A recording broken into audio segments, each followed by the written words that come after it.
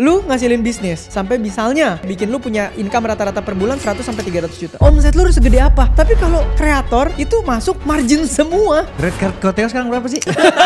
Orang sudah punya personal brand yang kuat, pemasukannya itu bisa dari mana aja kok. Brand placement, undangan speaker, podcast. Kita belum ngomongin YouTube. Ada AdSense, ada membership. Ada formula yang namanya 7, 11, dan 4. Oke. 7 hours, 11 interaction, dan 4 different platform yang berbeda. Jadi bagaimana caranya lu bisa masuk ke kepala orang sampai 7 jam, yang sehingga lu bisa menciptakan ada yang namanya parasocial relationship. Ada 5P untuk pebisnis di zaman sekarang. Yang pertama, yang kedua, yang ketiga, yang keempat, dan yang terakhir. Dan pasti gue jamin 5-5 ini ada di Koteo sekarang. Wah, amin Kita aja buktikan. gua mah. Pastikan teman-teman nonton dari awal sampai habis. Ya. Karena ini akan sesuatu yang Jadi berkat. dan juga kalau Amin. kalian praktekkan, hidupmu berubah selama-lamanya. Betul. Ternyata 91,6% orang yang nontonin podcastku itu masih belum subscribe. Nah, buat teman-teman yang udah nontonin podcast ini berkali-kali dan suka dengan podcast ini, merasakan manfaat dari podcast ini, boleh tolong bantu aku untuk subscribe channel ini. Karena satu subscribe yang walaupun itu gratis, itu sudah lebih dari cukup untuk membantu tim dari The Samuel Chris Show untuk terus mengembangkan podcast ini. Aku janji sama kalian, dengan support kalian, satu subscribe itu, aku akan mengupgrade terus podcast ini dan mengundang bintang tamu yang lebih keren-keren lagi biar kalian terus mendapatkan manfaatnya dari podcast ini. Koteo, welcome back to my podcast. Terima kasih Sam diajak lagi. Ih, kok aku demen banget undang Koko di sini. Karena podcast yang lalu kita yang masih di studio sewa itu, Ini jauh loh. Gila improvementnya. ini udah punya sendiri sekarang. Keren. Tapi yang dulu itu aja banyak banget yang suka kok. Aduh, Yang puji nonton Tuhan, 300.000 lebih dan Puji Tuhan, Sam. menurutku itu luar biasa sih. Nah, hari ini karena kita bareng dengan Koko paling realistis lagi di sini nih. Kita mau breakdown sesuatu yang jarang dibahas oleh Koteo sebenarnya. Waduh, mantan. Bukan dong. Hari ini tuh sebenarnya lebih ke personal branding kok. Ih, gila. Ini- Ini pas banget, sabar sebelum lu mulai. Gimana? Fun fact, tadi tuh baru ada followers gue yang nge-upload story gue di story, gue baru repost. Ternyata bertepatan 22 September Hari ini ya. 2022 ya. Heeh. Itu gue hari pertama ngonten.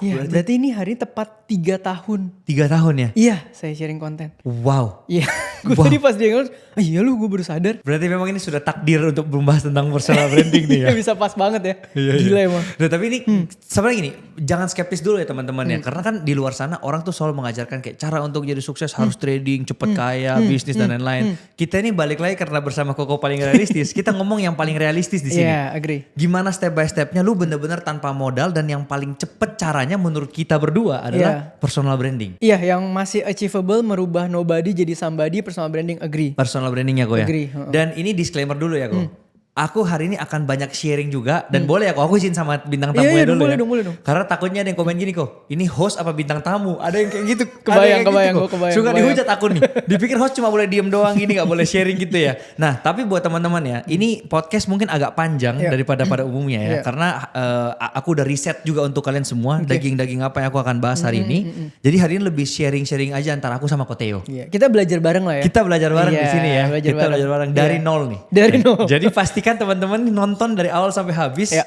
Karena ini akan sesuatu yang Jadi berkat. jadi berkat dan juga kalau Amin. kalian praktekkan, paling penting praktek kok. Praktek, betul. Catat, ambil kertas sekarang catat. Besok lakuin. Besok lakuin, Iya. hidupmu berubah selama-lamanya. Betul, bulan depan brand deal.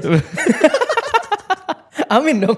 Amin. Kok, kita langsung masuk ke pertanyaan paling pertama ya. Ya. Kenapa menurut Koteo, personal branding itu adalah cara yang paling cepat di zaman sekarang untuk bisa merubah hidup seseorang? Sebenarnya gini Sam, dari zaman dulu mau kita bisnis, mau kita kerja sama siapapun gitu ya. Orang tuh bisa naik jika diangkat orang lain sebetulnya. Oke. Itu dari dulu, human to human. Mau tiba-tiba lu dapat investor, kolaborator, sponsor, partner, apapun yang bisa membantu lu, mendorong lu dari kebutuhan lu itu adalah orang lain. Oke. Udah pasti itu. Oke. Tapi dari dulu apa sih yang membuat orang lain ini bisa terfikir, bisa tergugah atau kepikiran kayak, oh gue mau collab sama nih orang. Oh gue mau kerja sama nih orang. Oh gue harus sama dia nih. Oh gue mau invest dia nih. Oh gue mau support dia nih. Oh gue butuh dia nih. Credibility.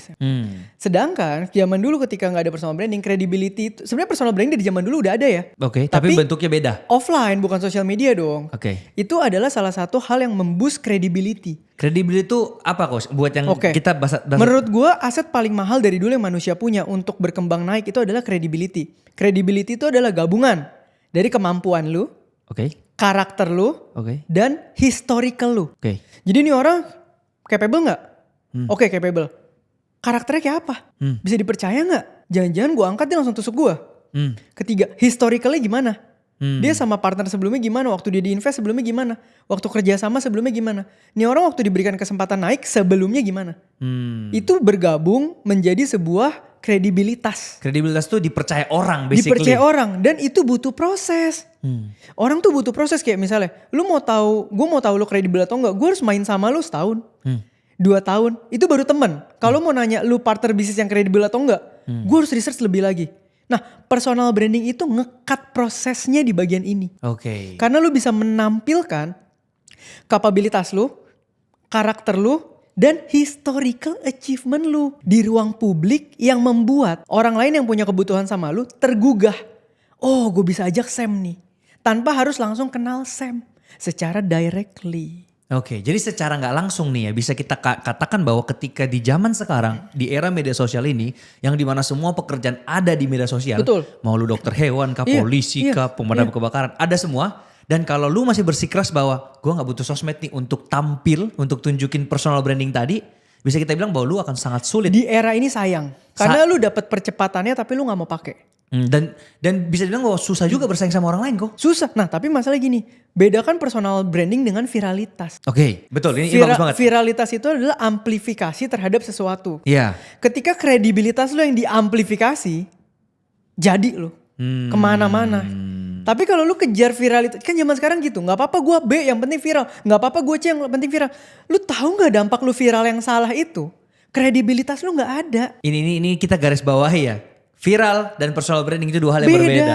Personal branding itu sesimpel kalian upload di publik siapa diri kalian secara konsisten. Betul. Masalah viralnya ya itu belakangan. Itu teknik tersendiri. Iya. Ada strateginya gimana buat viral. Betul. Tapi yang harus viral adalah kredibilitas lu. Secara positif itu ya kok. Secara positif. Jangan joget-joget seksi doang lu viral. Beda industri. Joget-joget seksi bisa aja ada industri yang makan loh. Misalnya jogetnya bagus, gue butuh host yang kayak gini. Jadi juga. Iya. Tapi maksud gue adalah jangan lu viral ke hal yang negatif yang menurunkan kepercayaan orang. Misal lu viral dengan konten tusuk orang emang apa salahnya sih? Kan cepet naiknya. Lu ngerasa lu keren, lu ngerasa konten itu viral, lu ngerasa ada 1000 orang bilang anjir bener juga. Orang yang mau ngajak lu kerja sama takut bos. Itu dia kuncinya. Begitu denger, anjir jangan yang ini gue takut. Oke. Beda. Ini aku izin ya. Jadi tadi ini sudah jelas banget nih antara semua orang itu butuh personal branding. Betul. Nah apa yang terjadi sih ketika orang sudah punya personal branding yang kuat, itu pemasukannya itu bisa dari mana aja kok? Boleh gak di-list supaya orang lebih mengerti lagi? Oke, ini ngomongin hal yang beda lagi. Iya. Oke, gue contoh gue aja deh. Teman-teman gue tuh kan dari 2016 entrepreneur. Ya ini kita ngomongin revenue stream aja gak pakai angka ya. Misalnya sekarang gue ada 2 company yang jalan bareng, creative agency sama exhibition. Terus gue ada project based event corporate. Oke, berarti gue udah pasti tiap bulan dapat 2 gaji dari 2 company dan setahun dapat 2 dividen. Plus project base yang ini. Berarti itu aja gue udah ada 5 sumber pemasukan. Wow. Kaki kirinya Theo Derek. Kaki kanannya setelah personal branding jadi influencer nih ya, kreator. Kita dapat apa sih? Brand placement. Brand placement itu TikTok, IG, YouTube bisa beda brand semua itu. Dan bisa berjalan barengan. Betul. Itu aja kalau sebulan 1 dapat 1 dapat 1. 3 tuh udah. Kalau 1 doang, jarang gue dapat 1 doang. Undangan speaker. Itu paling ramai sekarang. Undangan podcast. Gue bulan ini 18 invitation speaker. Wow. Bulan ini doang. Wow. Full red card, no nego, semua hajar. Wow. 18 invitation speaker. Nah itu udah. Belum podcast. Gue bulan ini podcast ada hampir 9 brand. Wow. Isi podcast. Gue bisa sehari 1 isi acara, sore isi podcast. Itu brand. Brand kan bayar juga. Udah gitu kita belum ngomongin YouTube. YouTube ada AdSense. YouTube ada membership. Belum jadi, bisnisnya tadi itu yang 5 itu lagi kok iya, ya. jadi banyak revenue sekali. stream gue tuh jadi belasan. Nah tapi gue bisa bilang ketika kita lakukan sesuatu yang fokus di bidang kita dan bagus, ditambah personal branding, ini namanya lu lagi enlarge lu punya capacity. Kayak tadi Theo Derek 1 kaki ada 5 sumber penghasilan. Begitu jadi 2 kaki ada 15. Ini belum ngomongin bunga obligasi, buku, belum ngomongin royalti buku, belum ngomongin saham, belum yang dari pasar modal. Ini kita nggak pakai angka, ini baru revenue stream aja. Iya. Jadi bisa aku konklusikan kok bahwa ketika lu punya personal branding yang kuat di sosmed, lu bisa menjadi versi terbaik di dalam diri lu. Bisa. Kayak yang membedakan antara chef Juna yang sekali masak bisa puluhan sampai ratusan juta sekali head chef itu, di compare dengan chef-chef di kafe-kafe ke warung-warung pada umumnya, Chef Juna kan ini karena bisa kayak gitu karena bukan karena masakannya lebih enak daripada chef ini Belum loh. tentu. Tapi karena personal brandingnya. Karena kredibilitasnya. Kredibilitasnya itu ya. Kredibilitasnya iya. Nah makanya aku tuh pernah nih suatu waktu ya. Ada orang yang entah itu dia pengen buat black campaign atau gimana. Dia tuh menyerang si influencer kok. Waduh. Dia bilang gini. Oke. Kalian itu tidak usah bayar mahal-mahal ke kelas yang ngajarin orang jadi influencer. Dia bilang gitu. Oke. Karena tidak semua orang itu bisa jadi influencer, bisa punya jutaan followers dan dapat endorse dan terkenal di artis dan lain-lain. Nah, gue setuju sama statement itu. Makanya gue bikin video balasan waktu itu. Gue bilang gue setuju. Kalau memang tidak semua orang bisa jadi influencer, jadi di endorse, jadi artis dan lain-lain. Tapi balik lagi, si influencer ini bukan ngajarin orang untuk jadi content creator loh ya. Oh. Tapi kita ngajarin orang. Iya. Kebayang gue. Kita ngajarin orang untuk bikin konten viral. Kebayang. Jadi ini dua hal yang berbeda nih. Kita nggak ngajarin kalian untuk jadi influencer dapat uang dari endorse, tapi kita ngajarin kalian buat konten viral. Kenapa? Karena ketika sudah bisa buat konten viral secara positif yang tadi, personal brandingmu naik, ya kan? Yang kedua, kamu mau ngelakuin apapun jauh lebih gampang. Iya sama kayak inilah kemarin sesimpel ada ayam apa ya gue lupa tuh yang dibahas sama Nicholas Saputra. Gue paling suka makan ayam ini. Tiba-tiba dari dia sebut itu ramenya sampai sekarang makin gila itu ayam. Kan simple banget bro, maksudnya awareness lo dapet. Tapi begitu yang ngomong seorang Nicholas Saputra, Betul. kredibilitasnya di situ. Begitu dia bilang enak, lu langsung wah ini pasti enak banget. Iya, dan mau tahu gak fakta? Zaman sekarang itu personal branding itu lebih besar daripada logo. Oh iya, Kan? iya. Contoh. Iya. Misalnya Elon Musk, Iya. ya kan? Elon Musk ini apa sih? Ciptakan roket, betul ya? SpaceX ya. Iya. Nah, itu sosoknya Elon Musk ini lebih besar daripada si perusahaannya dia ini SpaceX. Betul. Dan lebih besar daripada NASA.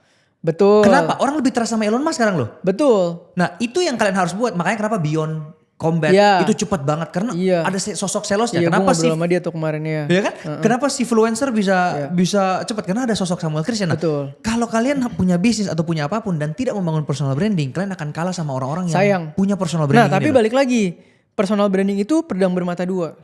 Karena dia semua attention ke lu. Makanya tadi gue bilangnya bukan personal branding. Gue bilangnya kredibilitas. Karena ketika lu punya kredibilitas yang konsisten. Lu bisa bawa apapun yang lu lakukan naik. Tapi on the other hand. Kalau lu gak punya kredibilitas yang firm. Lu bisa bawa apapun yang lu taruh di belakang lu turun. Karena orang jadi lebih mengenal lu ternyata negatif nih gitu ya. Impactnya juga lebih langsung. Makanya tadi gue bilangnya gak pakai personal branding nih Sam. Yang gue terus ngomong adalah kredibilitas yang diamplifikasi. Karena kredibilitas yang diamplifikasi itu yang jadi pondasi. Tapi kalau lu gak kredibel dan teramplifikasi ya lu hancur. Bisa tutup usaha lu. Nah untungnya kok kita di Influencer ada 1.400 murid sejauh ini ya. Nah target kita tahun ini sampai 3.000-4.000. Semuanya itu kita benar-benar dari hari pertama kita bilang kamu tuh boleh viral dengan cara apapun tuh gampang. Mau dengan negatif, senggol orang, senggol sini gampang banget viralnya. Tapi jangan sampai kalian kayak gitu. Karena tetap personal branding itu kan membangun citra diri sendiri terhadap apa yang orang lain katakan tentang dirimu. Betul. Lewat prestasimu. Iya, Jadi lewat karya gue agree, betul. Jadi kalau cuma sampai orang menilaimu tapi lewat kontroversi itu bukan personal branding namanya. Bukan. Aku bilang kayak gitu. Sensasi. Makanya sekarang mulai dari kesehatan, bisnis, fashion, semua secara positif semuanya ada di kita sih kok. Puji Tuhan Dan itu bagus. balik lagi gini kok. Di sini untuk sesi ini aku nggak akan bahas kayak step by stepnya gimana caranya untuk menjadi viral. Karena balik lagi itu dua hal yang berbeda kok ya. Iya beda. Yang kita mau tekankan sini adalah kenapa kamu harus decide untuk bangun personal branding. Betul. Kita akan belajar dari Koteo dari sisi itunya. Betul. Karena kalau mau belajar konten viral sendiri mungkin butuh di program gue ya setahun dan lain gitu loh kok. Nah tapi sebelum aku masuk tentang lebih dalam tentang personal branding, aku boleh jelasin dikit gak kok tentang si influencer ke yang nonton. Monggo. Ini buat yang mau aja ya. Jadi balik lagi aku gak akan memaksa orang, tapi siapa tahu ada orang yang merasa bahwa aku butuh bimbingan nih. Aku bakal jelaskan dalam 1 menit aja. Jadi di si influencer sekarang yang di si influencer circle ini, linknya aku bakal taruh di kolom deskripsi bawah, tinggal kalian pencet buat yang mau daftar. Basically kita adalah pelatihan selama setahun. Yang dimana kita akan kasih videonya lengkap. Dan yang paling terpenting adalah kita akan bimbing kalian 3 kali seminggu secara live. Jadi kalian boleh datang ke situ lewat Zoom dari jam 7 malam sampai 9-10 malam. Boleh bawa skripmu, boleh bawa videomu dan kita bedah. Kenapa ini gak viral?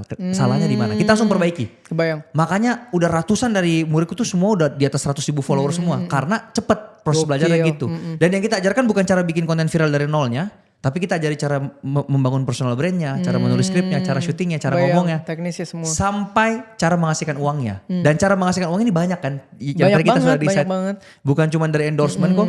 Tapi bisa dari macam-macam. freelance, buat digital product, semuanya lengkap di sini. Oh. Nah jadi kalau kamu yang merasa kayak aku udah mau balik lagi, semua bisa dipelajari secara gratis di internet ya. Tapi kalau buat kamu yang mau step by step dan dibimbing dan ada mentoringnya 3 kali seminggu, link di deskripsi bawah. Siap. Oke, gitu doang ya? Iya. Oke, kok seberapa besar dampak konten viral ini terhadap hidupnya Koteo? Oke, kita pisahin 2 hal dulu ya. Dampak sama purpose ya. Oke. Sama background deh 3. Oke. Yang pertama, tadi kan kita ngebahas dari sisi impact secara personal cash flow dan materialistik ya. Kalian harus tahu bahwa karena gue entrepreneur, maka begitu satu kaki gue jadi kreator, gue mandang semuanya itu di luar purpose gue jadi bisnis model. Jadi gue melihat Theoderik ini bisnis model.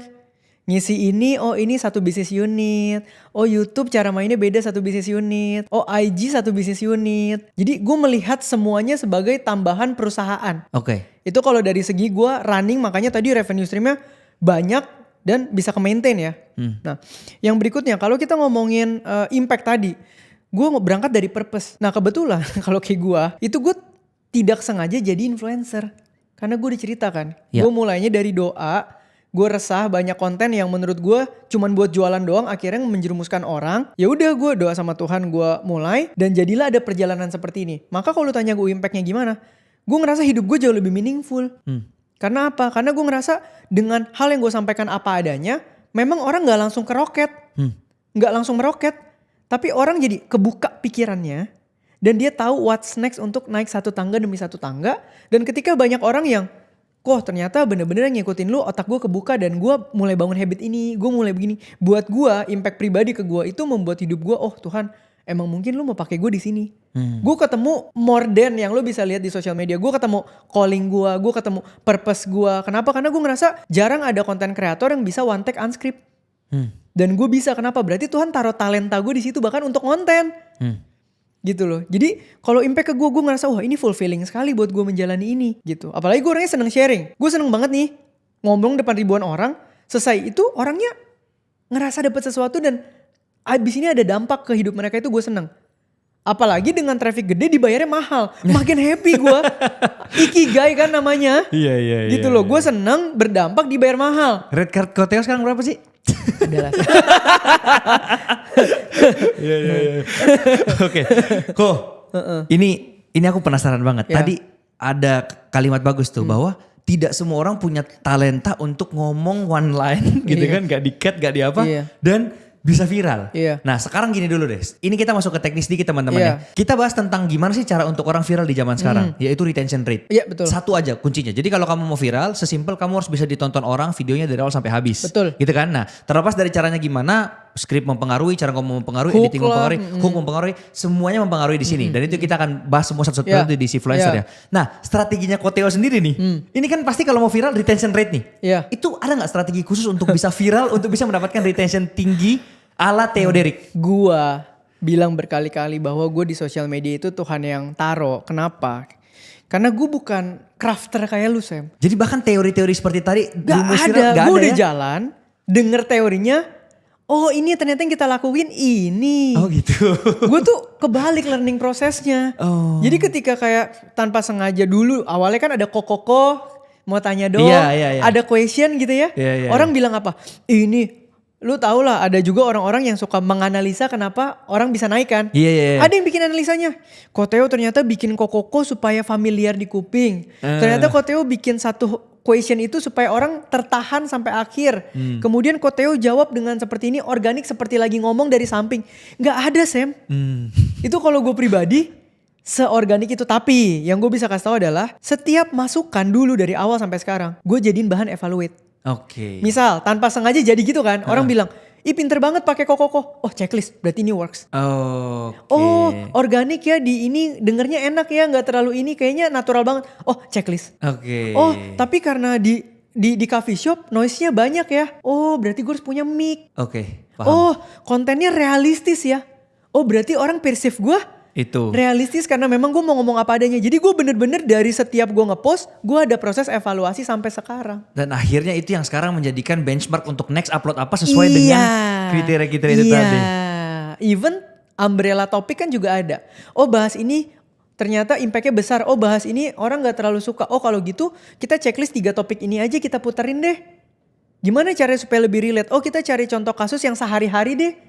Nah itu step by step semua learning prosesnya, Sam. Oke, gimana caranya sih membangun personal branding dari awal supaya jadi kuat gitu loh personal brandingnya? Karena Koteo kan saking one liner tadi itu jadi kuat banget kan. Ada gak tips dari Koteo? Ini gue sebetulnya susah ngasih tipsnya. Oke. Tapi gue pengen kasih tahu bahwa ketika apa yang lu mau lakukan lewat personal branding itu adalah benar-benar purpose lu dan sikap hati lu di situ, masalahnya Sam, sikap hati itu sangat menentukan Sam.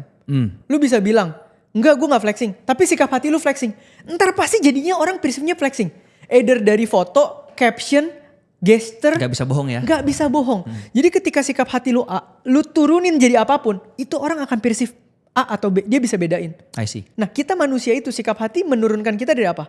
Kata-kata yang kita pilih, diksinya, gesturnya, omongannya, kontennya. Dan yang membuat personal branding gue sampai detik ini strong adalah gue konsisten growing step by step. Wow. Jadi audiens gue mengenal gue pun step by step. Lu bisa gak kenal sama calon istri lu, gue kasih 2 minggu langsung nikah? Gak bisa dong. Gak bisa dong. Tapi kalau lu kenal calon istri lu 3 bulan, 6 bulan, 1 tahun. Istri lu akan fondasinya firm sama lu akan firm fondasinya. Emang dia orangnya begini. Emang dari dulu dia begini. Worth it gue nikahin. I see. Itu yang gue bersyukur juga Tuhan kasih momentum gak kasih tapi gak langsung door. Kalau lu kasih gue momentum yang langsung door, Turunnya juga cepat. audiensnya itu gak bisa keep up. Oke. Audiens gak akan kenal Theo nih siapa. Ya. Karena mereka cuma dapat sepotong dur. Makanya orang cepet naik, cepet turun. Iya, iya. Dan Karena ini- orang gak bisa kenal. Dan ini semua udah dituangkan ke dalam buku From Zero to Survive. Iya puji Tuhan ya. Lengkap di situ ya. Lengkap. Apa sih inti bukunya itu sebenarnya kok? Jadi itu From Zero to Survive balik lagi itu project pelayanan tahun ini saya. Oke. Ya, itu sesimpel karena nasib gue tidak terlalu ideal gitu ya. Anak single parent, keluarga menengah bawah dan bisa survive sampai sini. Apa aja yang gue lakukan, gue taruh di buku itu. Jadi di buku itu ada bisnis, hidup, networking, personal branding, semua. Supaya apa? Supaya orang-orang yang di fase itu bisa dapat sedikit kayak, oh nih orang pernah lewatin ya, berarti gue juga bisa nih. Oke. Oh gue harus mikir dengan cara ini ya. Begitu Sam, sesimpel itu. Oke, Ini cuman word of encouragement aja. Dan itu sudah laku berapa buku kok? Puji Tuhan sudah mega bestseller. Mungkin sekarang udah hampir 25.000 hampir. Wow. Iya. Oke. Dan gue baru tahu bulan Agustus kemarin. Fun fact banget, bulan Agustus kemarin tuh gue baru kasih tahu penjualannya rekor terlaris Gramedia nasional. Wow, berapa 5 itu? ribuan buku Per satu bulan. Wow. Dan mengalahkan Demon Slayer. Ranking 2-nya Demon Slayer. Lu pernah mikir gak Sam? Buku bisnis menang lawan Demon Slayer waktu filmnya tayang. Gimana caranya? Iya sih, ya, itu Tuhan sih. Gue pribadi aja dihadapkan nih From Zero to Survive Demon Slayer. Masa iya From Zero to Survive menang lawan Tanjiro, Mugen, Tomio Kagiu? Gak mungkin. Iya. Akaza. Iya. Iya itu sih Sim udah. Oke, Udah luar biasa. jalannya lah itu udah. Ko, ini karena kita udah bahas tentang buku, oke? Aku ada satu teori tentang personal branding. Apa nih? Ini aku yang share saatnya. Iya, Jadi ada gue mau belajar nih. Ya, ada formula yang namanya 7, 11, dan 4. Oke. Apa itu 7, 11, 4? 7 hours atau 7 jam, 11 interaction, dan 4 different platform yang berbeda. Oke. Jadi Gimana tuh? untuk membuat seseorang bisa nginget orang, itu harus dibutuhkan 7 jam. Ini aku Oke. sambil baca Oke, catatan iya. 7 jam. Jadi kalau Koteo bikin konten 1 menit, tambah itu 1 menit sampai Sampai berapa? 7 jam? Sampai 7 jam. Oke. Itu membuat orang bisa ingat kita. Oke, itu. Dan 11 interaksi. Kayaknya kalau interaksi ini lebih yang kayak Engage iya, aja. gimana Iya. bisa engage Iya, lah ya. iya. Dan 4 different platform itu bisa pakai antara Instagram, YouTube, Oh, Twitter, campur-campur lah. campur-campur. Karena sekarang kan kita tuh intinya harus mempublish setiap hari kan. Kalau dulu di zaman dulu ya, publish itu kan harus di koran, Iya. di majalah. Kalau Iya. publish yang zaman sekarang itu, satu tweet itu sudah dianggap sebagai satu publish. Oh. Jadi bagaimana caranya lu bisa masuk ke kepala orang sampai 7 jam yang sehingga lu bisa menciptakan ada yang namanya parasocial relationship. Apa maksudnya parasocial relationship? Baru denger nih gue nih. Itu artinya one sided relationship kok. Oh, kebayang. Jadi gini, manusia itu cuma bisa mengingat 1.500 muka, 1.500 nama. Oke. Jadi kalau Koko sudah berteman lebih dari 1.500, pasti ada satu yang dilupakan. Makanya kadang kita kalau di mall ada yang sapa kita, Oh. Theo, siapa ya? Tapi Iya, kok iya, gue lupa. pasti. Karena mentok 1.500 di Iya, kepala iya, kita iya, nih. bener, Nah, bener. kita harus menciptakan yang namanya parasocial relationship yang dimana orang yang harus kenal kita tanpa kita tahu mereka. Nah gimana caranya tadi? Pakai rumus yang tadi. 7 hours, 11 interaction dan 4 different platform yang Oke. berbeda. Jadi dengan Koko menciptakan sebuah buku yang udah laku 25.000, Iya, berarti ada 25.000 orang yang kenal Koteo udah nyantol di otaknya setiap kata. Karena kan orang baca buku Iya, gak mungkin 7 iya. jam. Buku gua fun fact-nya. Wah ini Gramet ya udahlah ya. Gimana? Ini adalah buku pertama yang hardcover semua. Oke. Karena apa? Karena Sam, gue tuh bukan penulis buku, gue bukan pembaca buku. Gue mentok cuma bisa nulis 100 halaman kemarin. Oke. Dan itu jadi buku tertipis di Gramedia yang kalau nggak hardcover pasti hancur di rak. Oke. Serius gue. Jadi kalau lu bilang 7 jam, Enggak aja ya sebenarnya. yang habisin buku gue itu ada yang 2 jam. Oke. 3 jam, karena apa? Karena ketipisan Sam. Oke. Nah, berarti 3 jam dari buku, 4 jamnya dari konten. Dari podcast, dari apa? Podcast salah satunya. Ada fun fact lagi tentang podcastku. Jadi gini, podcast ya, ini tentang proses electionnya Donald Trump dan Kamala Harris yang kemarin. Tahu gak kok? Donald Trump itu dia pergi ke podcast orang, totalnya 40 jam.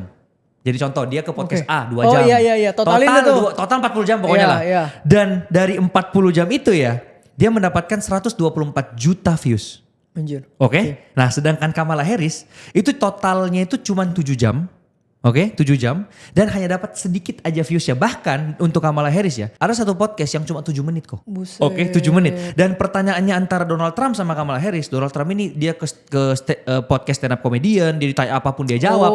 Kamala Harris harus pakai kayak interview kerja. Kebayang. Pertanyaannya. Kebayang. Jadi dari sini kenapa kalau orang tanya kenapa bisa Donald Trump menang segitunya? Iya. Orang merasa kenal ya udah. Karena ya. personal branding itu yang dia bangun. Iya, benar.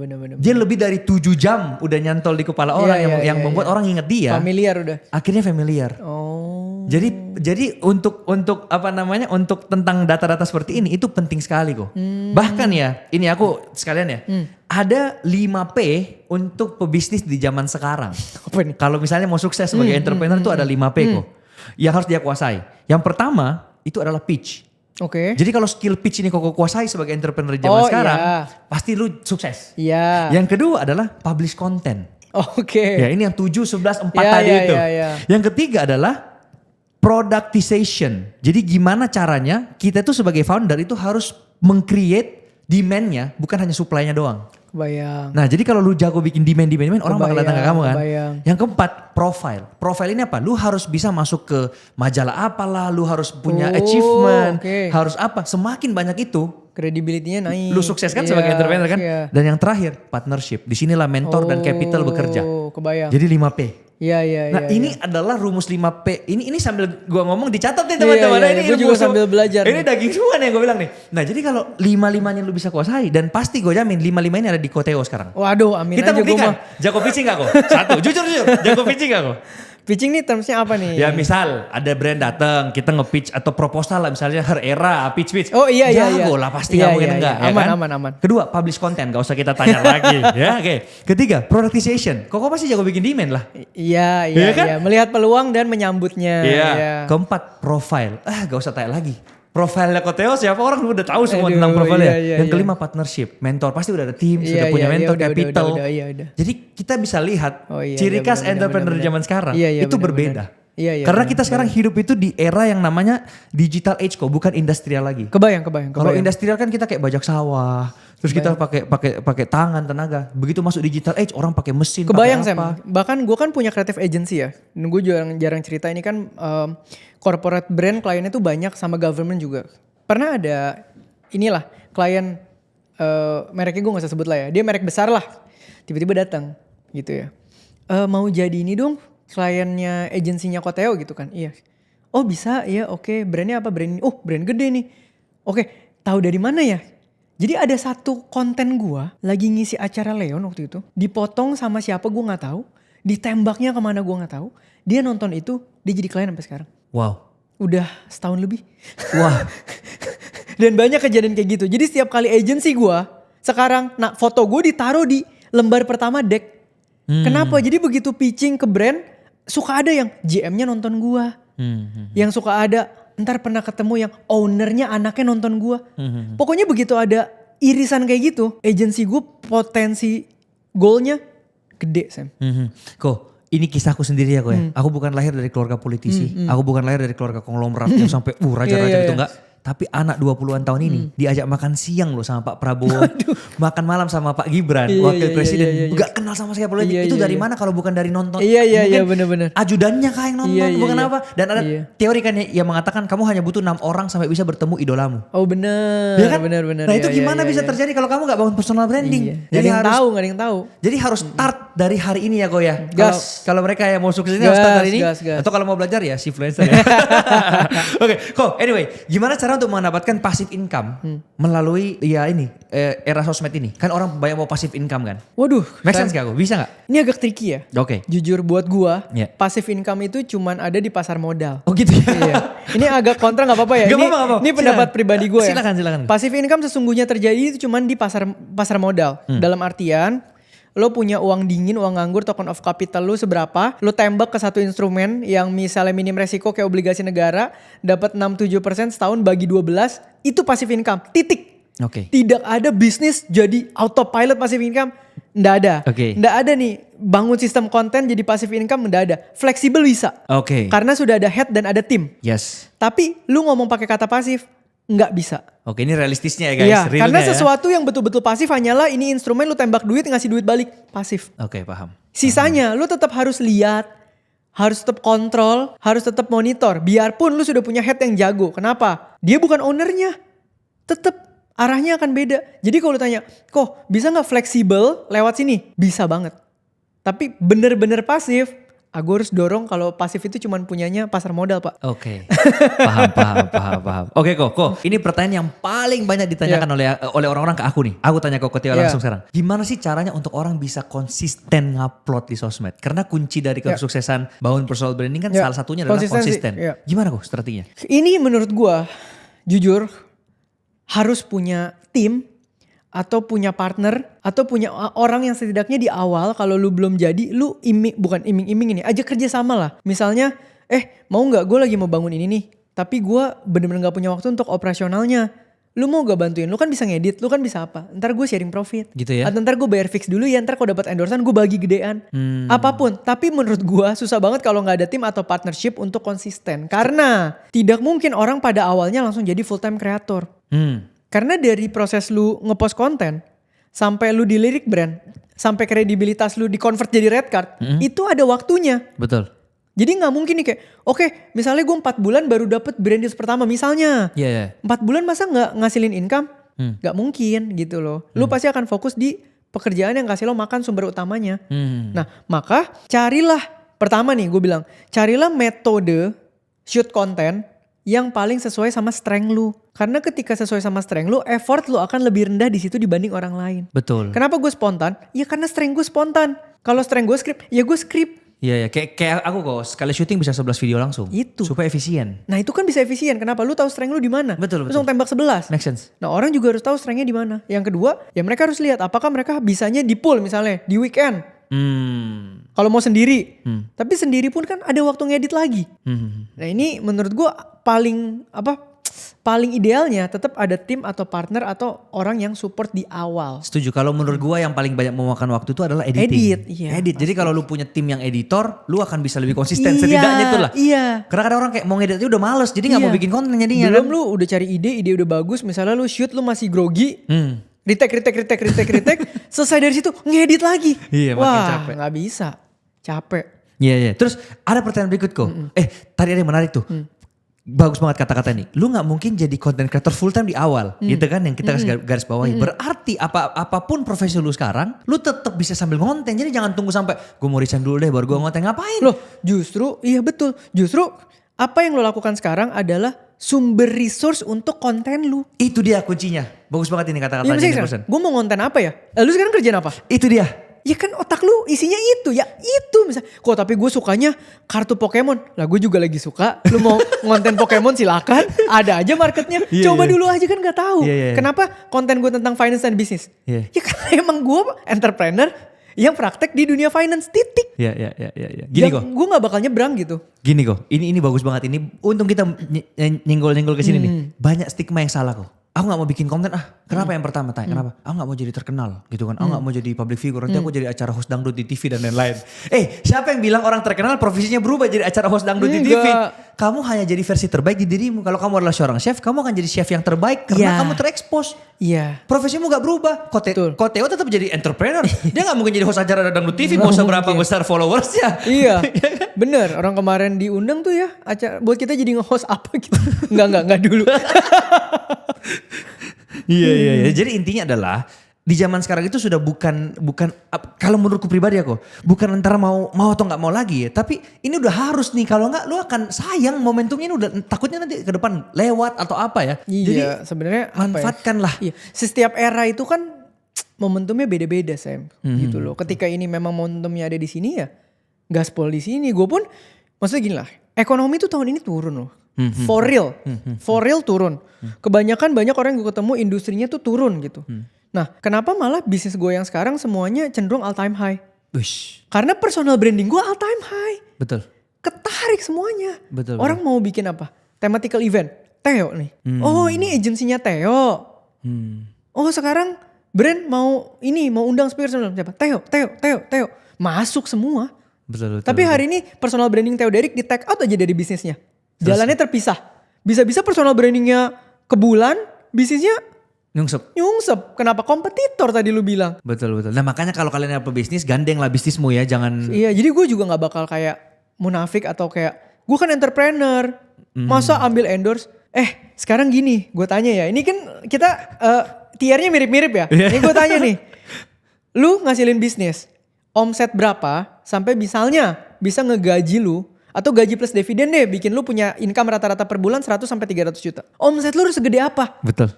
Misalnya jualan meja nih, lu harus stok mejanya, sewa gudangnya, dapat project berapa M, potong dulu masuk company, bayar gaji, ekspansi, putar lagi. Itu dia. Sampai omset berapa lu bisa kasih income personal ke diri lu bersih 100 sampai 300 juta deh. Itu segitu dulu.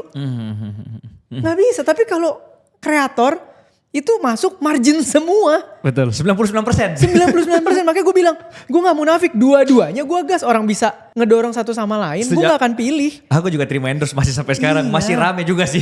Mungkin gara-gara lagi all time high juga ya, jadi pasti. Itu sih, oke. Kok, tapi ada pertanyaan baru nih, yang keluar lagi setelah itu.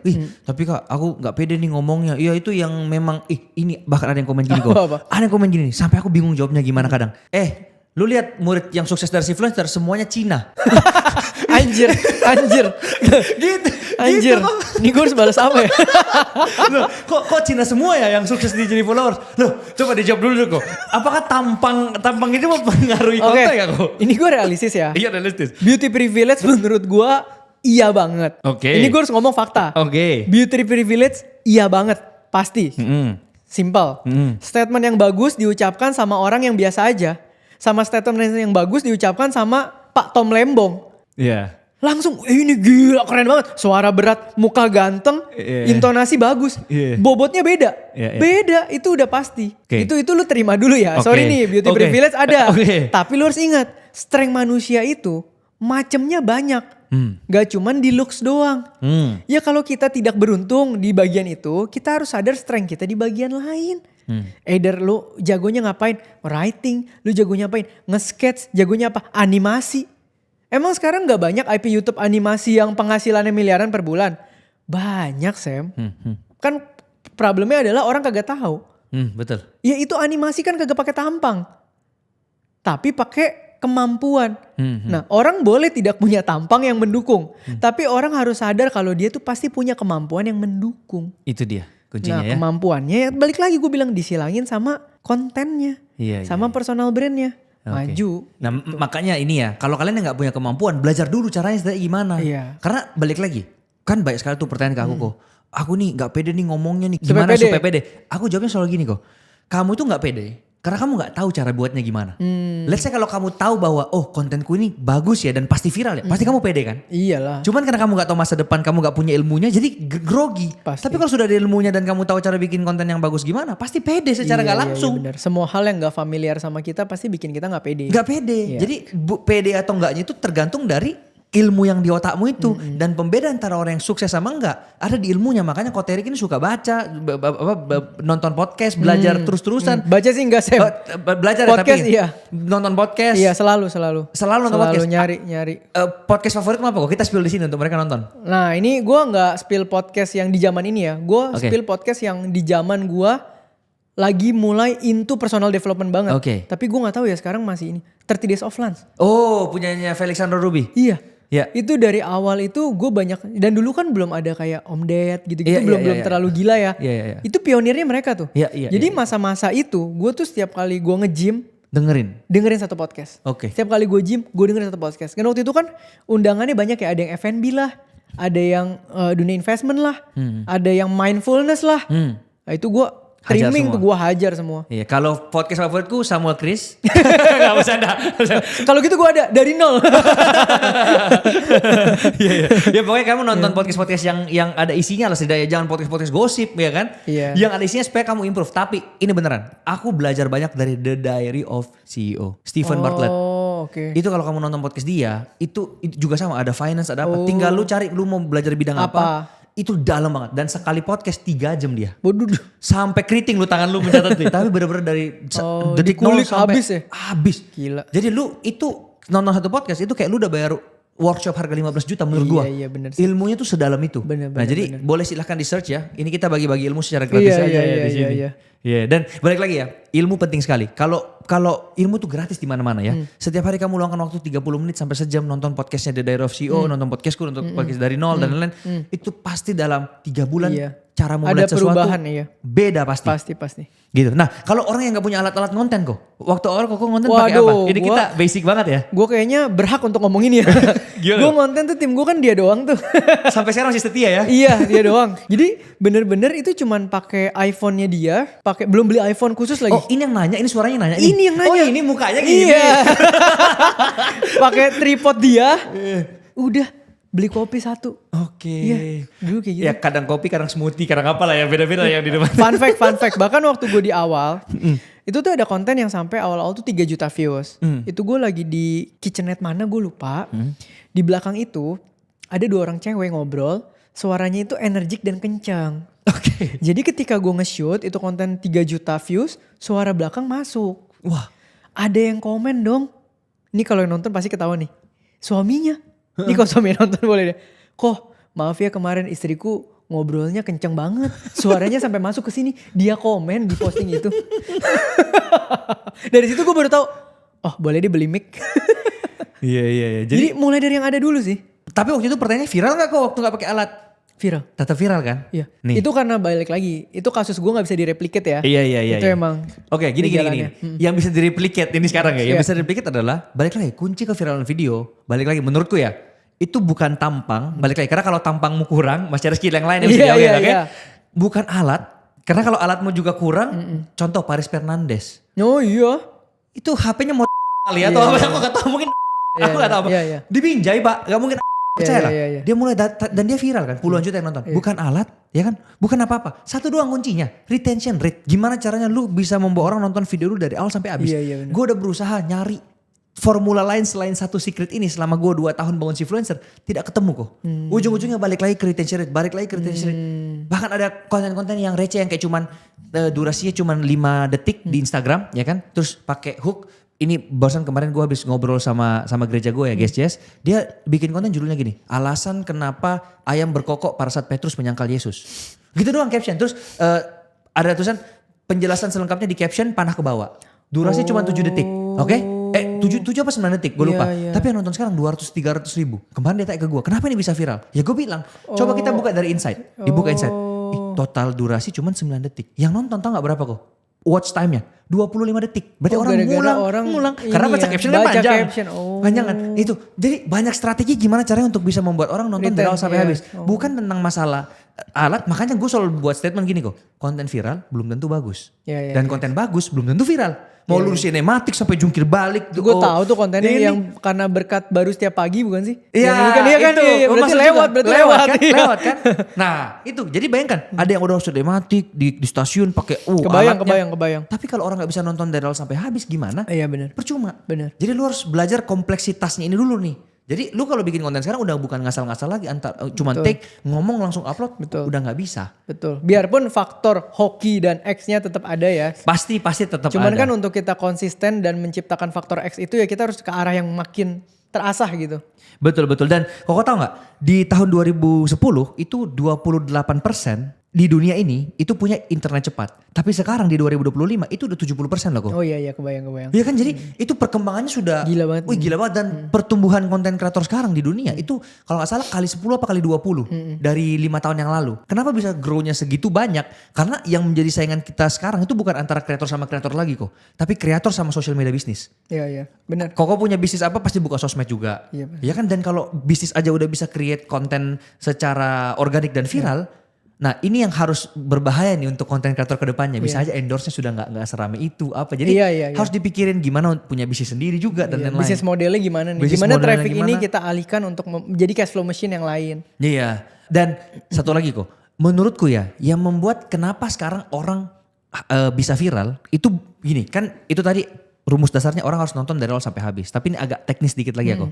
Step by stepnya gimana nih sampai orang akhirnya bisa nonton sampai habis. Pertama lu kan harus buat orang stop dulu. Ya. Let's say kayak dia nge-scroll, stop dulu di sini, nge-pause dulu kan. Nah apa faktor nge-pause-nya ini itu harus ada di setiap videomu. Kebayang. Karena format konten tuh gitu-gitu aja.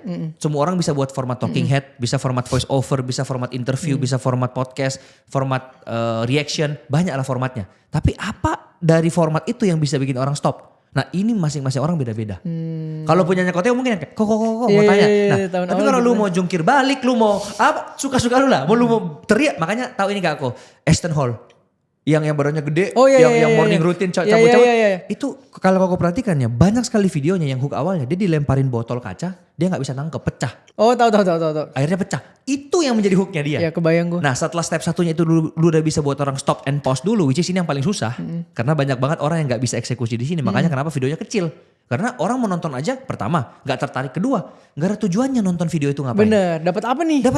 Nah itu harus di 5 detik awal. Makanya kenapa kontennya Koteo semua orang nonton sampai habis. Karena dari awal 5 detik awal orang udah tahu tujuannya ini di akhir video gue dapat apa ya. Iya. Kalau bener. Kalau lu gak ada tujuan menonton konten, lu Iya. pasti langsung nge-skip. Iya, buang waktu nih orang, buang waktu. Iya, Nah, bener. itu dulu tuh buat orang stop dan jelas tujuan videonya ini mau kemana. Yang baru isinya tuh udahlah one liner kayak Koteo aja bisa jalan. Dalam artian apa?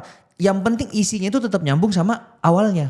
Jangan sampai lu di awal bilang kayak lu mau keluar dari kemiskinan, begini caranya. Tapi lu sambil ngajarin orang makan burger apa yang gak jelas misalnya. Oh gitu. iya, gak inline. Gak inline, ujung-ujungnya orang skip kan. Walaupun sudah tertarik di awal, tapi karena gak nyambung orang skip. Jadi gimana caranya tetap bisa nyambung? Lalu endingnya lu pakai CTA. CTA itu jangan cuma pikir cuma like, comment, share ya. Tapi bisa banyak kan. Bisa klik link di bio, klik keranjang kuning. Jadi setiap konten yang lu post atau lu upload, selain daripada lu bangun personal branding, lu bisa hasilkan uang instan loh dari per video yang lu upload. Kebayang. Tapi caranya lu mengemas itu gimana? Itu tergantung dari lu. Itu udah metode ya. Metode. Lu mau masukin brand lu di situ, lu mau apa kan bisa sebenarnya. Bisa. Cuman pertanyaan besar adalah ya ilmu ini lu kuasai nggak? Kalau lu kuasai sebenarnya kok tanpa followers banyak. Kok setuju kan? Followers 0. Tapi kalau tahu cara bikin konten viral gimana? Video pertama di post bisa 500.000 yang nonton. Bisa. Sama ini kali ya. Follower sama monetize itu 2 hal yang beda sih. Coba ini menarik nih. Gimana caranya supaya orang yang punya followers kecil aja bisa monetize-nya banyak kok? Gini, followers itu kan tergantung dari balik lagi ya tadi ada faktor X juga, ada kemampuan juga, ada bagaimana selaku apa lu di market, impact lu gimana gitu ya. Kalau ngomongin monetize itu lebih ke kapabilitas lu bisa di stretch mana. Contoh, kenapa gue sebagai influencer semua jenis revenue stream bisa gue ambil. Karena gue ngisi podcast bisa, gue ngisi speaker bisa. Lu mau, bahkan kalau gue campaign sama brand yang jangka panjang, gue duduk sama BOD-nya bantu kasih masukan. Market tuh lagi kayak gini loh Pak. Wow. Campaign kayak gini gak akan masuk. Lu kalau mau angle-nya begini, kita begini dan impact-nya akan begini. Nggak, udah gitu kenapa gue sebagai influencer bisa duduk sama BOD-nya ngurusin campaign? Karena gue punya agency. Jadi berapa banyak sih influencer yang tiba-tiba naik star syndrome? Itu aja mempengaruhi monetisasi lu loh. Bener. Ketika gue entrepreneur, gue tahu cari duit susah. Gue punya agency, gue tahu bagaimana berhubungan sama KOL senajis apa kalau KOL star syndrome. Gue sangat menjaga diri gue ketika ketemu brand. Ngobrol, enak, discuss. Kita gak merasa kita paling di atas, kita gak merasa kita manusia biasa. Akhirnya apa? Retention project campaign gue tiap tahun itu 3 tahun ini brand yang udah tap in ke gue gak ada yang mundur Sam. Setiap kali mereka ada budget baru keluar kuartal berapa mereka bilang, kok gue turun budget kita bisa ngapain. Mau lu sebut banking apapun. Itu udah repeat tiap tahun pasti ada itu. Kenapa? Kerja sama nih orang enak. Brainstorm enak. Gak star syndrome. Komunikasi enak. Jadi sejauh mana kapabilitas lu sebagai individu bisa di stretch, itu akan menentukan monetisasi lu. Kalau hari ini, Theo Derek ternyata gak bisa jadi speaker. 18 invitation speaker mobil Eropa nih satu cash bulan ini hilang berarti. Cuma dari speaker doang. Make sense. Jadi lu bisa di stretch sampai mana nih? Misalnya, kok gue bikin resep masak misalnya. Konten gue masak. Ternyata gue adalah orang yang jago juga akrobat dalam masak. Lu tau kan orang yang jago masak. Iya. Show-nya dia bisa lempar pisau. Dia bisa apa. Itu aja jadi another monetize lagi loh. TV show bisa undang dia. Betul. Untuk perform. Betul. Private dinner bisa undang dia. Betul. Restoran high class bisa undang dia. Jadi sampai per terms lo punya skill apa. Itu stretch lu sampai mana menentukan monetisasi lu. Di dalam industri lu. Ini ilustrasinya mungkin kayak gini kok. Kita lagi jalan di Shibuya Street yang ramai sekali orang. Terus kita pas menyeberang sampai di ujung jalan. Terus kita tanya, lihat gak tadi ada cewek yang baju biru? Pasti kita ngomongnya, baju biru yang mana? Yang mana? Orang banyak banget di situ kan. Tapi kalau ibarat, ada orang yang pas kita crossing, dia pakai baju gede banget, kentang gitu kan, mukanya di tengah doang gitu kayak baju badut. Eye catching. Dan kita nanya, lu lihat tadi gak itu yang orang kentang? Oh iya ingat. Itu momen ahanya yang buat orang ingat lu itu, yang tadi itu scratchnya itu sampai mana kan? Betul. Skill lu sampai mana yang sampai bisa dibuat diingat orang? Betul, top of mind. Lu Top begitu, of mind. lu masuk top of mind. Udah gitu yang menurut gue bikin sustain adalah attitude, Sam. In the end, brand deals itu kerjasama agency dan KOL.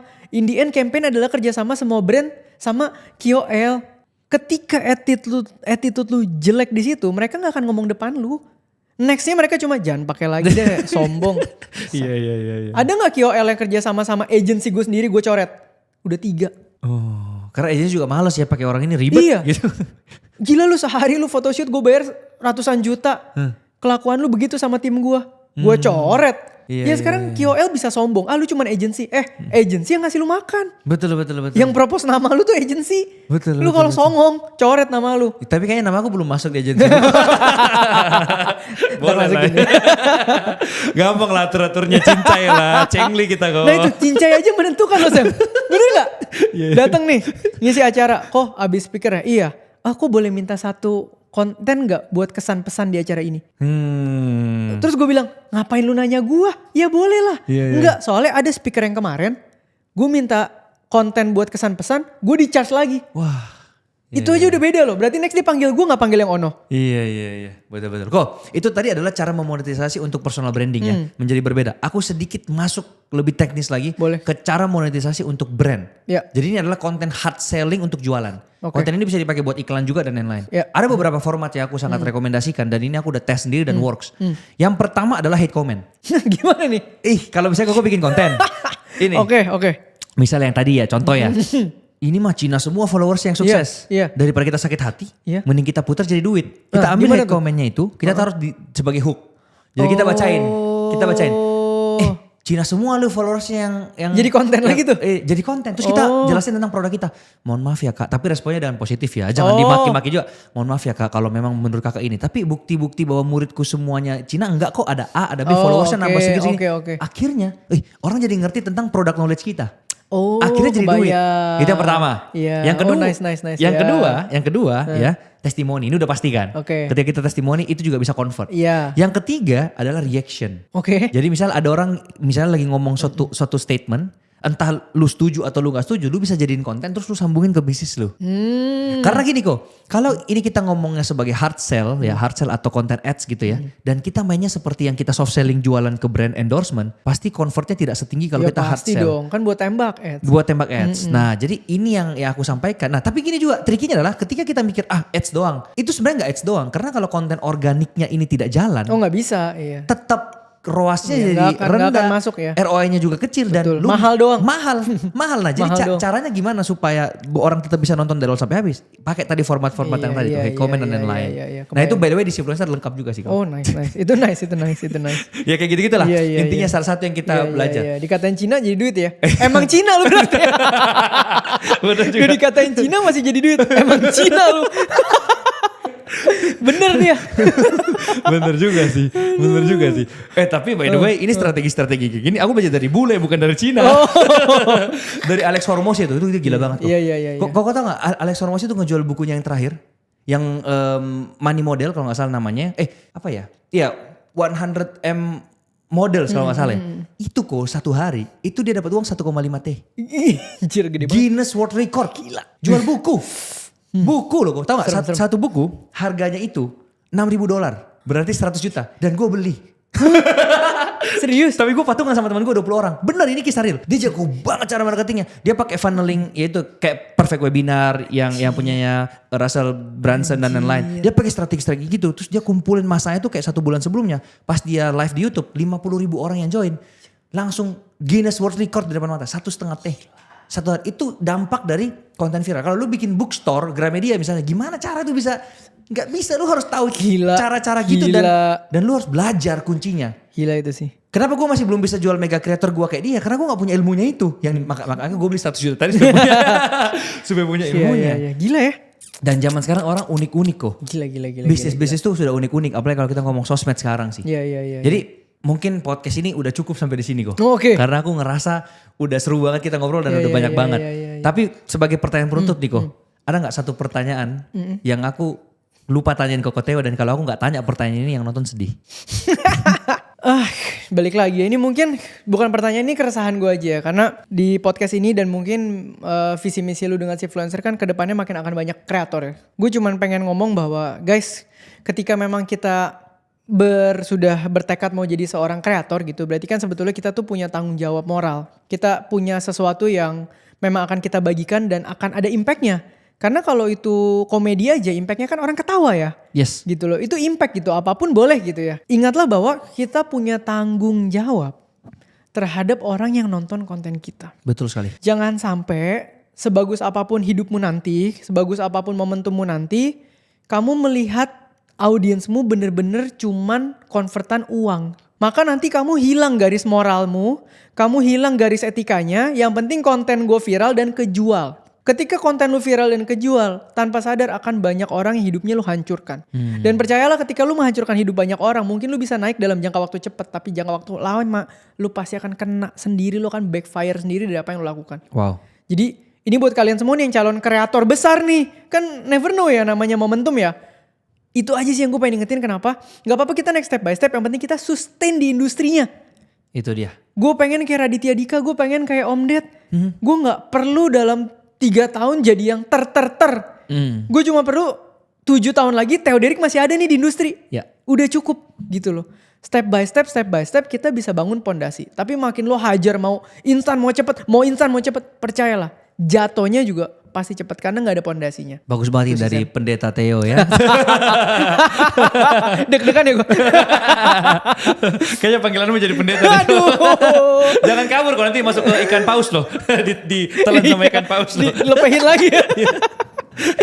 Iya, tapi itu message yang bagus banget tadi dari Koteo. Dan kalau kamu yang join di Sifluencer kayak gitu, kubalikin duitmu, ku tendang kau keluar. Aduh, mantap. Jangan sampai ya. Kita harus berkarya secara positif dan semoga melalui konten-konten yang kita hasilkan ini bisa berdampak bagi orang sekitar, bagi keluarga kita, orang terdekat, bagi kota kita dan bagi bangsa kita ini. Iya.